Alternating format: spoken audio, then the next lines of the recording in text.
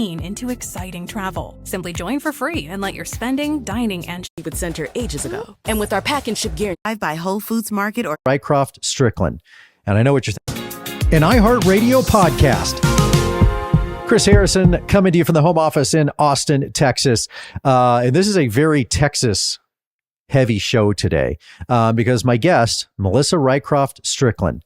And I know what you're thinking. Yeah, from The Bachelor and that crazy switch moment with Jason Mesnick. If you have not listened to episode 1 with Melissa, go back because we dove into all of everything that happened with her on season 13 of The Bachelor with Jason Mesnick and the switch with Molly and the drama and every details I didn't even know. It was really great to hear her side of things, her perspective, and it brought up old memories for me. That's one of the things I always love about talking to, especially people who are on the show a while ago. They bring up memories I've kind of forgotten because there was just so many seasons, but they really spark these memories and moments in my life. So I love revisiting those. And so that conversation with Melissa, you got to listen to because it really was the most dramatic moment in Bachelor history. It really was. It changed my life. It changed the show. It changed the trajectory of the entire franchise, especially when she said no to becoming the Bachelorette. So go listen to that. But today I wanted to talk about what we really knew Melissa for when she came on the show. She was a Dallas Cowboys cheerleader. Melissa was a dancer in college and got out of college. And in 2006 to 2008, she was a Dallas Cowboys cheerleader, a very famous, very popular cheerleader in Dallas. And obviously the Cowboy cheerleaders are world famous. So she comes on the show and she is, America's sweetheart, this beautiful young lady who's a Cowboys cheerleader, just fit the mold perfectly to be on The Bachelor to find love. But I never dove into her being a Cowboys cheerleader until now because it has become such a hot topic. Obviously, there was the original reality show that was on CMT about making the team, but now, and if you haven't seen this, you got to go see the Netflix special about the Dallas Cowboys cheerleader. This is a full documentary that follows them, and it is really inside stuff, and it really does pull back that fourth wall, and you're hearing and seeing things I did not think we would ever hear and see. So I wanted to go to someone who's been in the trenches and is still involved with the Dallas Cowboys cheerleaders. She still helps them from time to time and is a part of the organization. So I wanted to do just a show about Melissa and the Dallas Cowboys cheerleaders.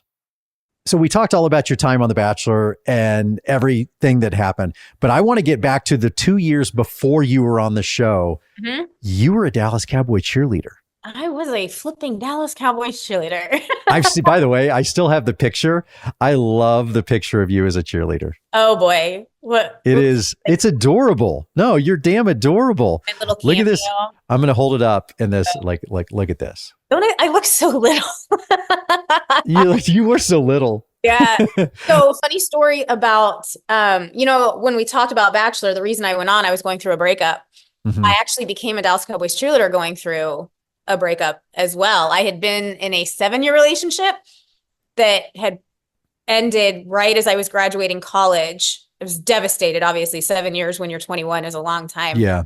And I was at home, stuffing my face with pizza, and a commercial for tryouts for the Dallas Cowboys cheerleaders in 2 weeks. And I went, you know what? I could do that. Were you a dancer at North Texas? I did. I danced at North Texas. Yeah. Okay. I went to OU for 2 years and took dance off. And then when I came back to UNT, okay.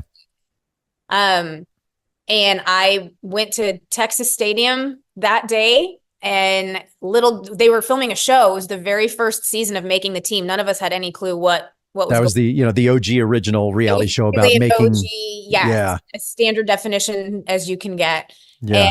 And I ended up making it and changed. This is 2006, and then you did it for 2 seasons, I think. I did it for 2 seasons. The most you can do is 3. No, you can go as many seasons as you want. We have a girl right now who's on her 6th. Oh, wow. Oh my gosh. A lot of the girls start when they're 18. I was working a full-time job. I had a social life I wanted to keep up.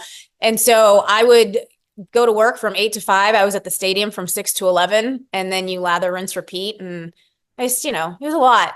That's a lot. You say you're still involved with them. You're one of their big alums. I think for 12, 13 years now, I've been judging tryouts with them and going through training camp with them. And yeah, no, it's been fun. It's a full circle moment for sure when I look at these girls. The difference between the original reality show that you were a part of, Making the Team, and what you're seeing on Netflix now, which is one of the things I wanted to talk to you about, because this Netflix special has really captivated America, at least. And I find it interesting because I grew up in Dallas, born and raised, diehard Dallas Cowboy fan. I was always, captivated and mesmerized by the Dallas Cowboy cheerleaders, often imitated, never equaled. They were just bigger than life, because so were the Cowboys. Cowboys are still America's team, but I would say almost more so the shining kind of beacon and example of America's team is the Dallas Cowboy cheerleaders. They are around the world doing USO tours. They do so much, not just in our community, but around the world, around the country. So the cheerleaders almost are a bigger symbol than the star itself. I think so, being completely unbiased. But yeah, so the original show was on CMT. It was a great show, just kind of lifted the curtain behind, what happens during training camp. It shows, it's 3 months long. What Netflix has done though, and Ty had this great comparison where I was like, you're right. The show Hard Knocks for football fans. Yeah. This is the Hard Knocks for cheerleaders. And anyway, that's exactly what it is. You're spotlighting a few girls, you're seeing the process. You're seeing the good, but you're also seeing the not so good, right? They've gotten a lot of... I'm shocked at how much of not the good you're seeing. I know. I am too, to be honest. I was like... What are you shocked? So what are you most shocked that you've heard or seen where you're like, whoa, I can't believe they said that out loud? It's not that I can't believe they've said that, but obviously the pay topic has become a huge point of contention with a lot of people, and this is coming... I made $50 a game back in my day. $50 a game.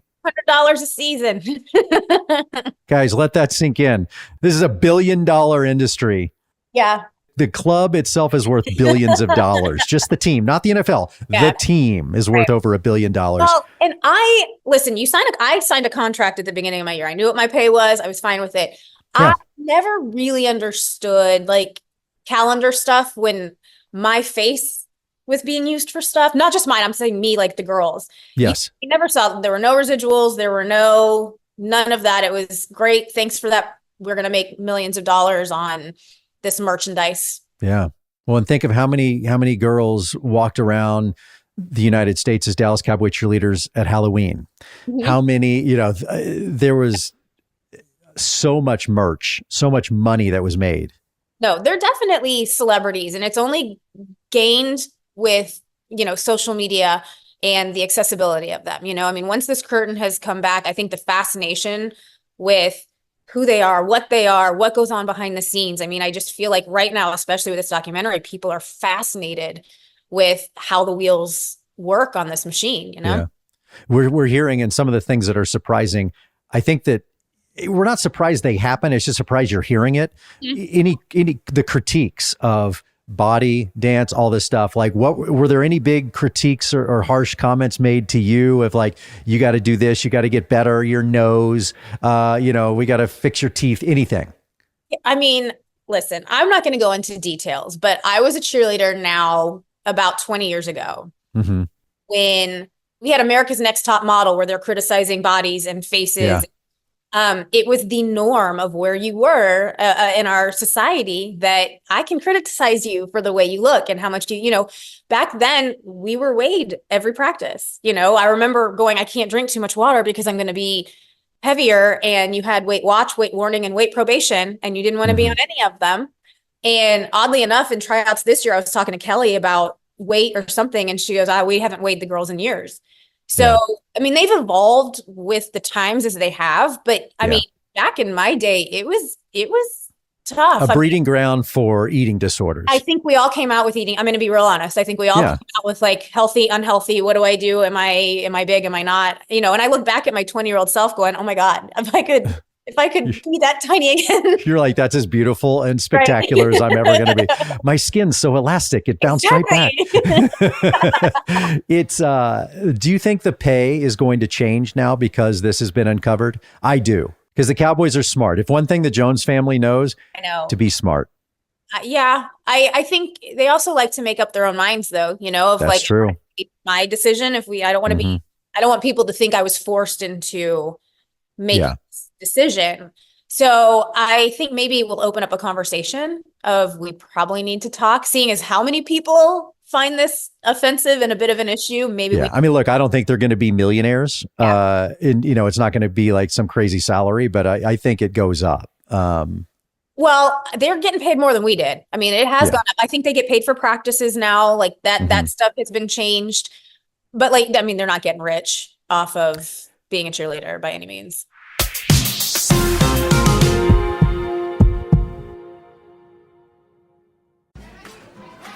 To everyone who loves Culver's, this season on your CRM might not be living up to it. Dance school. I was surrounded by dancers in college. I went to Publish it. Now everyone's an Einstein with Salesforce, the #1 AI CRM.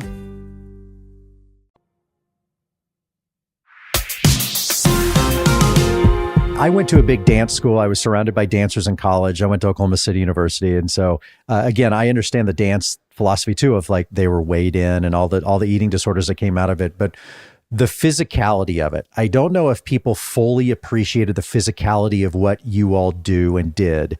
When you see that, oh yeah, my hips are just going to pop out of socket now because of how much we do and the drop split. I love how much was made about the drop split. The drop split. Yeah, no, it was, I mean, I've always said your body's not falling apart because you started dancing at 20 as a cheerleader, right? These girls have been dancing since they were 3. We have, I'm 41 and I creak and croak. I need surgeries. I mean, it's just, they're athletes in the sense that they've been doing this their entire lives and they've been doing a lot of it their entire lives. And as you get to the professional status, like it is with male athletes, they're practicing 6 hours a day, which is a lot on your body because it's not just your legs or your arms. I mean, when you're dancing, it's total full body. And yes, those jump splits are not friendly to anybody. Nobody was like, yes, I get to jump in the air. I don't think anybody would watch that and say, yeah, that's good for you. Every time you were like, hold my breath and done, landed, How much anxiety? It's really funny that there was, it's almost like a trust fall. I really enjoyed watching the rookies go through it. Like, there's so much anxiety to do it the first time. Do you remember that much anxiety in looking towards, oh gosh, we're going to have to learn to do this jump split and doing it that first time? I don't remember doing it the first time, but I remember that anxiety of like, if I mess this up, I'm out. But also you have this fear because with a jump split, if you don't all jump up and land, because we've had girls that get nervous at the last minute and don't. If you think about it, it throws the girls off next to you and pushes them down. So then you have this fear of if the girls around me aren't doing it right, I then can get hurt.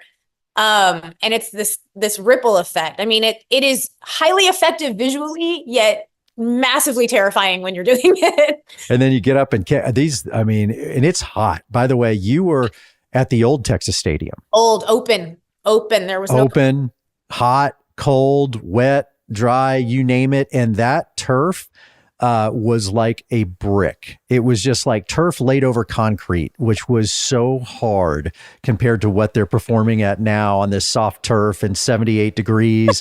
It's so much nicer. And I only got $50 a game for that. $50 a damn game. That's amazing. I think you make more selling Girl Scout cookies. 100%. Yes. No. You could have a lemonade stand in Highland Park and you'd be much better off. Well, what's funny back then is we had to have like our nails done. We had to have our hair professionally done, our teeth whitened, tanning. I was losing money being a cheerleader by what it costs to They didn't do that for you. No, we had free tanning memberships. That was it. Everything else we had to maintain on our own. And they also told you back in the day, I don't know if they still do, you can shed some light on this. They tell you what color your hair is going to be, correct? Yes, they made me a redhead, a red brown, and I had to keep that. Yeah, I was looking at your hair was much lighter and so they kind of walk down the line because they don't want, look, 30 brunettes might be the best dancers and they make the team, but they don't want 30 brunettes on the field. They need 5 redheads, 5 blondes, 5 brunettes, 5, and so they break you up and tell you what color your hair is going to be. Yes. And I do think I mean, I don't think they just randomly go, hey, we're turning you into a brunette. I think they look and go, you know what? You could probably pull off darker or this. And I'm going to be real honest. In tryouts, we see a lot of hair makeover right there. Like we had one this year. I was like, it's silver. Her hair looks gray. People pay a lot of money to not have that color hair. I don't understand. So sometimes it is necessary. Sometimes the girls hate it. You know, they get their hair done. I think we saw in this past season on Netflix, she hated her hair when she went from a blonde to a brunette.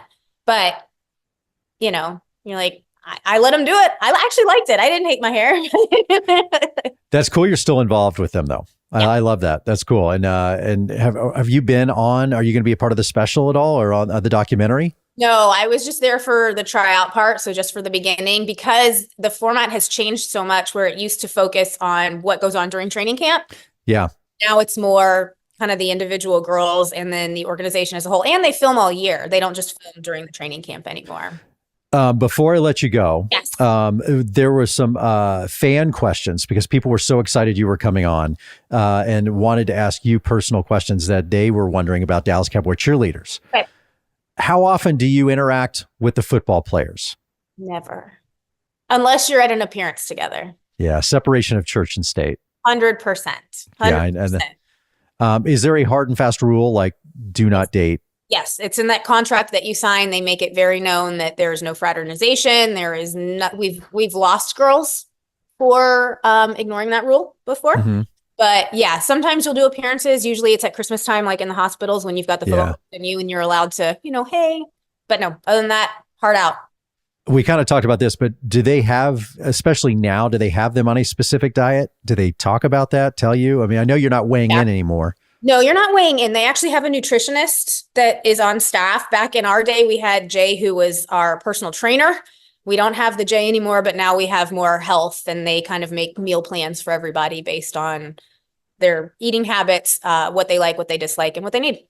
How hard is it to have a social life? Because it sounds like your full-time job, then you're dancing. Yeah. I mean, it sounds really glamorous, but like I was telling you, most of these girls have jobs during the day, and then at night you're at practice. I think the misconception is that people think it's like 2 hours a week that you're working, right? During Cowboys games. Yeah. And it's not, it's all week, and it's the day of. You're there 6 hours before the game starts. I'm curious about this one. Are there any special rituals or things that are done right before a game the cheerleaders do that we don't know about? The prayer circle. Okay. There's a prayer circle. Yeah. Everybody circles up. You cross your hands and hold them. Kelly says a prayer, and then you turn and walk out to the tunnel. I love that. Okay. I want to end on this one because this is good. People want to know what advice you would give someone aspiring to become a Dallas Cowboys cheerleader. I would say, now that you've seen CMT and you've seen the Netflix and you've seen what it takes, that it's not just a pretty face. It's not, I love that these girls aren't just these ditzy, pretty little girls with pom-poms anymore, that you see that they're intelligent, they're well-spoken. They're the highest athlete when it comes to the dance world. I mean, it takes a lot. And so don't go into it at 20 thinking you're going to get it. Like, start young and know that, they really are, they're cool. And I'm proud to be a part of it. It makes me proud now that people get to see it, where I'm like, hey, She's often imitated, never equaled, Melissa Rycroft Strickland. Thanks. One of my faves who's ever been through the show and on the franchise, and has been a part of such huge moments throughout my career, which is really wild to say. We are going to be indelibly tied together for forever because of that. But I'm glad you and the kids are doing great. I'm glad that you have a break. The kids are at camp, so you and Ty go be free. It's got to be weird. Being an empty nester, the silence is tough sometimes. I say I'm not ready for it. It makes me very uncomfortable. So I don't know how you do it. Camp in the summers, that's the way to kind of break the ice and to get you. Yeah, it's the start. It gets you used to it. Yeah. Melissa, thanks so much. It's so good to catch up with you. I'm glad you and Ty are doing great, and the kids, all my best. Thank you. You too. Thanks for listening. Follow us on Instagram at The Most Dramatic Pod Ever, and make sure to write us a review and leave us 5 stars. I'll talk to you next time.